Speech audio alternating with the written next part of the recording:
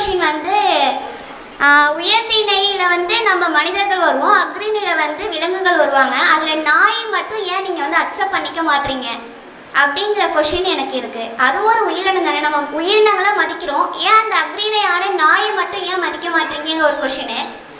அடுத்து சகோதரி கேட்கக்கூடிய கேள்வி என்னன்னு கேட்டா, நாயை ஏன் வெறுக்கிறீங்க அப்படின்னு சொல்லி கேட்டாங்க. இறைவனால் படைக்கப்பட்ட உயிரினங்கள் தான் எல்லாம் நாங்கள் நம்புகிறோம். அது ஆடாக இருக்கட்டும், கோழியாக இருக்கட்டும், எறும்பாக இருக்கட்டும், மாடாக இருக்கட்டும், மனுஷனாக இருக்கட்டும், பாம்பாக இருக்கட்டும், பல்லியாக இருக்கட்டும், தவளையாக இருக்கட்டும், எந்த உயிரினமாக இருந்தாலும் சரி அது இறைவனால் படைக்கப்பட்டது. எந்த இறைவனால் நாங்கள் எந்த இறைவனை வணங்குகிறோமோ அந்த இறைவனால் படைக்கப்பட்டது என்று நாங்கள் நம்புகிறோம். அப்போ நாயை ஏன் வெறுக்கிறோம்னா, நாயை மட்டும் நாங்கள் வெறுக்கலை.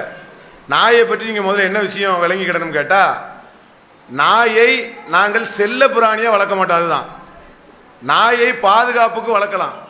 அதை நீங்கள் முதல்ல விளங்கிக்கிடணும். நாயை படைச்சது யார்? இறைவன் தானே. இப்போ ஆடுக்கும், நீங்கள் நாயின்னு கேட்டதுனால நான் ஒரு விஷயம் சொல்கிறேன். ஆடுக்கும் நாய்க்கும் வித்தியாசம் இருக்குது. ஆடு என்னதான் கத்துனாலும் நமக்கு பயம் வருமா? வராது. நாய் பாருங்க லேசா அப்படிங்குது, பயந்து ஓடுறோம். அதுக்கு என்ன காரணம்? ஆட்டுக்கு இல்லாத அந்த செட்டப்பு ஒரு நாய்க்கு இருக்குன்னா அதுக்கு என்ன காரணம்? நாயை பாதுகாப்புக்காக இறைவன் படைச்சிருக்கிறான். அதுதான் நாயை கண்டா பயம் வருது. நாயுடைய தயாரிப்பினுடைய நோக்கம் என்ன? சாப்பிட்றதுக்கு இல்லை. அதனால தான் நாயை யாரும் சாப்பிட மாட்டேங்கிறோம். ஆடு மாடை சாப்பிட்றாங்க, நாயை சாப்பிட்றாங்களா? நாய் படைக்கப்பட்டதனுடைய நோக்கம் என்ன? பாதுகாப்புக்கு. அப்போ பாதுகாப்புக்காக நாய் என்ன செய்யலாம்? வளர்க்கலாம். அப்போ நீங்கள் ஒரு காட்டில் வாழ்கிறீங்க, தனியாக வாழ்கிறீங்க, சுற்றி யாருமே இல்லை, பாதுகாப்புக்காக நாய் வளர்க்கலாமான்னா வளர்க்கலாம். அதே போல பாருங்க, குர்ஆன்லயே வருகிறது, வேட்டையாடி வந்து முயல்கள் இதுகளையெல்லாம் நாய் தூக்கிட்டு வந்துடும். வேட்டையாடுறது கூட நாயை பயன்படுத்தலாம், குர்ஆன்லயே வருகிறது. ஆனால் அதை நாயை தொடக்கூடிய விஷயத்தில் அது அசுத்தத்தில் நிறைய போகுதுல்ல. நீங்களே போயிருக்க நாயை நல்லா கவனிச்சு பாருங்க, கழிவுல கூட சாப்பிடும். வயிறு பசின்னு சொன்னால் ரோட்டில் கிடக்கு பாருங்க கழிவு, அதெல்லாம் கூட அது சாப்பிடும். அதே போல் கழிவில் கிடக்கும், சாக்கடையில் உருளும், அசுத்தத்தை நிறைய செய்யும். அப்போ அசுத்தத்தை நிறைய செய்கிறதுனால நம்ம தொழுகிறோம், நோன்பு வைக்கிறோம், வீட்டுக்கு வர்றோம், சமைக்கிறோம். அப்போ நாய் வந்து நிறைய அசுத்த தொடர்புகள் இருக்கிறது. அதனால் நாயை தொடுற விஷயத்தில் தான் நாங்கள் என்ன செய்வோம்? அதில் இருந்து தூய்மையை விலகி இருப்போமே தவிர நாயை வெறுக்கலை. நாய் என்பது பாதுகாப்புக்காக இறைவன் படைச்சிருக்கிறான். நாயை பாதுகாப்பு கருதி, வேட்டையாடுவதற்கு கருதி நாங்களும் தேவைக்குப்பட்டால் நாங்கள் என்ன செய்யலாம்? வளர்க்கலாம். ஆனால் நாயை என்ன செய்கிறாங்கன்னா, நாயை நாயாக பார்க்க மாட்டேங்கிறாங்க, பாதுகாப்புக்குரிய ஒரு உயிரினமாக பார்க்க மாட்டேங்கிறாங்க. அதை ரொம்ப செல்லமாக, அது நம்ம குழந்தை மாதிரி, அது நம்மளோடு இருக்கிற மாதிரி, அது வாக்கிங் போனால் நம்மளும் வாக்கிங் போகிற மாதிரி, நாயை நம்மளுடைய ஒரு மனித இனத்தில் ஒன்று மாதிரி பார்க்குறோம் பாருங்க. அதைத்தான் நாங்கள் தவிர்க்கிறோம். அதை ஏன் தவிர்க்கிறோம்னா, அதில் சில கிருமிகள்லாம் இருக்குது. நாயினுடைய நாக்கில் கூட இந்த எச்சி ஊறுது பாருங்க, அதில் கிருமி இருக்கிறது. அதனுடைய சுகாதார வாழ்க்கை, அதில் ஏராளமான விஷயங்கள்ல நாய்கள்கிட்ட சுகாதார இன்மை என்பது இருக்கிறது. அதனால் அதில் இருந்து விலகக்கூடிய ஒன்றைத்தான் நாங்கள் கடைபிடிக்குமே தவிர நாயை நாங்கள் என்ன செய்யலை? வெறுக்கலை.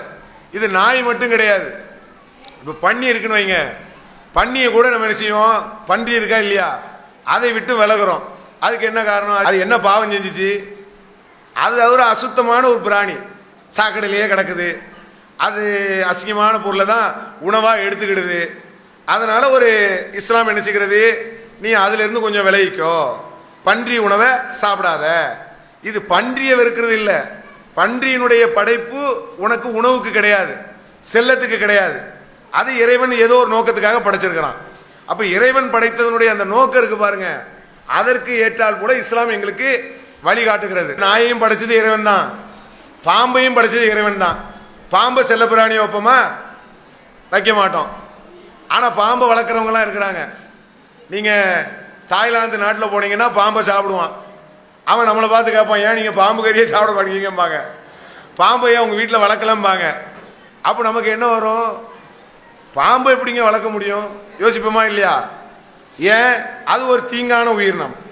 அப்போ எந்தெந்த உயிரினங்கள் எந்தெந்த நோக்கத்திற்காக படைக்கப்பட்டிருக்கிறதோ அதற்கு ஏற்றால் போல இருக்கணும், பயன்படுத்தணுங்கிறது தான். நாயை பொறுத்த மட்டில் அது முற்றிலும் வேட்டையாடுவதற்கும் பாதுகாப்பதற்கும் மட்டுமே இறைவன் படைத்திருக்கிறான். அதனாலதான் நாய் குலைக்குது. எஜமானுக்கு வந்து விசுவாசமா இருக்குது. ஒரு சின்ன பிஸ்கட் போட்டா கூட வாழை இப்படி ஆட்டுது பாருங்க, அதுக்கு அறிவு கிடையாது. ஆனா வாழை ஆட்டுது. ஏன் ஆட்டுது? நீ ஒரு பிஸ்கட் போட்ட பாரு, நல்ல மனுஷன் அடுத்த பிஸ்கட்டை ஞாபகமா போட்டிருக்குது. அப்போ வாழை ஏன் அசைக்குதுன்னு சொன்னா ஒரு நன்றி விசுவாசத்தை வெளிப்படுத்துது. அந்த வீட்டில் உள்ள நாய் அடுத்த ஆள் வந்தான்னா குலைக்குது. ஏன் குலைக்குது? பாதுகாப்பு, எச்சரிக்குது. உன் வீட்டுக்கு தேவையில்லாம ஒருத்தன் வந்துட்டான். இந்த அடிப்படையில் தான் நாயை வைத்து கிடணுமே தவிர ரொம்ப இணக்கமா க்ளோஸா நாயிட்ட உறவாட வேண்டாம் அப்படிங்கிற சில விஷயத்துக்காக அந்த சுத்தத்தின் அடிப்படையில் விலக்கி இருக்க சொல்லுதே தவிர நாயின் மீது வெறுப்புலாம் கிடையாது. எந்த அளவுக்குன்னு கேட்டா நபிகள் நாயகம் சொல்றாங்க, இப்போ ஏழைகளுக்கு நம்ம உதவுறோம், பசித்திருந்து தாகித்திருந்து இவங்களுக்கு உதவுறோம். ஒரு நாயினுடைய தாகத்தை ஒரு பெண்மணி தணிச்சதுக்காக சொர்க்கத்துக்கு போனாங்கன்னு நபிகள் நாயகம் சொல்றாங்க. நாயினுடைய தாகத்தை தணிச்சதுக்காக கொடுத்ததுக்காக அவர் சொர்க்கத்துக்கு போனாராம். அப்படியெல்லாம் இருக்கிறது. இப்போ நான்லாம் சென்னையில் இருக்கிறேன், எங்க ஏரியாவிலலாம் ஏகப்பட்ட நாய் இருக்கு. எல்லா நாய்க்கும் என்ன அறிமுகம் தான். ஏன்னு கேட்டால் எல்லா நாயும் பார்த்தாலே நல்ல இன்முகமாக பழகும், பிஸ்கட் போடுவோம், என்னை கண்டா பக்கத்தில் வரும், ஆனால் தொட்டு விளையாட மாட்டேன். இப்போ கூட நீங்கள் சென்னையில் போனீங்கன்னா அந்த தெருவில் 5-6 நாய் 10 நாய் கிடக்கு. எல்லா நாயும் நான் போனீங்கன்னா கரெக்டாக தெரிஞ்சுக்கிடும், பாய் வந்துட்டாரு, ஒரு பிஸ்கட் கிடைக்கும், நல்ல நாய். ஆனால் தொட்டு விளையாடுவான்னா விளையாட மாட்டேன். ஏன்னு கேட்டால் அது அசுத்தமானது. அசுத்தம் என்பது வேறு, அதற்கு கருணை காட்டுவது என்பது வேறு. அந்த நாய்க்கு கருணை காட்டுவது என்பதில் எந்த தப்பும் கிடையாது. அது நம்மளை போன்ற ஒரு இனம் என்பது போன்று நடந்து கொள்றோமா இல்லையா, அதைத்தான் தடுக்க சொல்கிறது அப்படிங்கிறத புரிந்து கொள்ள வேண்டும். இஸ்லாம் மற்றும் சமுதாய செய்திகளை அறிந்து கொள்ள தமிழ்நாடு தௌஹீத் ஜமாஅத் யூடியூப் பக்கத்தை உடனடியாக சப்ஸ்கிரைப் செய்து கொள்ளுங்கள். மேலும் பெல் பட்டனையும் கிளிக் செய்து கொள்ளுங்கள்.